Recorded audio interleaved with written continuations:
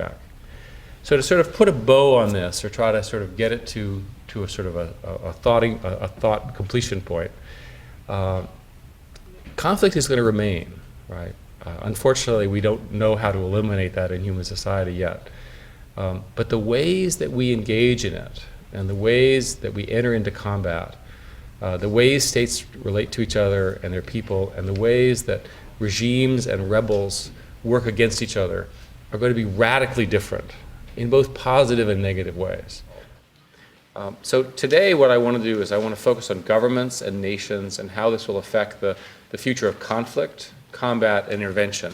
And let me say from the outset that a lot of these concepts can be seen in a sort of terrifying light. I'm going to try to bring them to you in a sort of a factual light. And I think part of the reason that we should talk about these things is that there are answers to some of these issues. And if we get ahead of them, maybe we can prevent some of these possible negative outcomes and only focus on the really great outcomes. And increased connectivity within societies will provide practitioners with the discrimination, sort of the people who discriminate, basically, with entirely new ways to marginalize minorities and other disliked groups, whose own use of technology they will make them easier to forget, right, and target and otherwise discriminate against. So in this case, connectivity could work against peace. Governments that are used to repressing minorities in the physical world have a whole new set of options in this virtual world. Imagine having to click, which race are you and so forth, and then having your network service be altered or much, much worse. You could literally be digitally deleted. And those that figure out how to combine their policies in both worlds will be that much more effective at repression. So we'll see things like, I'm going to call it content control, where you go and you erase content about a group from a country's internet entirely, or technological exclusion, where a government limits a particular group's access. It's a form of discrimination to the internet. The majority race or majority religion gets access, and these people we don't like will be discriminated against in a very, very material way. And I think that's likely and obviously very bad.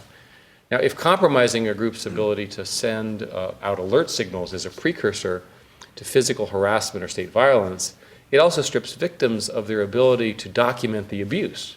So it has the double whammy of actually hurting and also preventing much of the alerting and the reporting that I'm describing. So soon it may be possible to say that what happens in a digital vacuum, if you will, didn't happen. Right? Not a good outcome.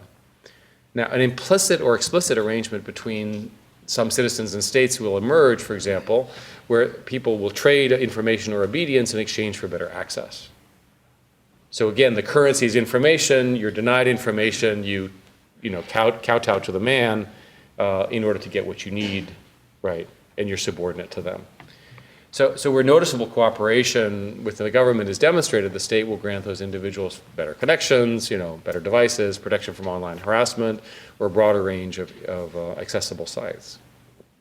If the technology is this powerful, it needs to be shaped by us, right? And what's great about it, and I'll sort of finish up with this as sort of a summary, the fact of the matter is it is in our hands, right? These are not, the things that I'm describing are not being done by random people from outer space. They're being done by the collection of all of us. And if we talk about it and we decide what's right and what's wrong, we figure out how to regulate things, we figure out how to stop the bad stuff and encourage the good stuff, this is going to be a remarkable future.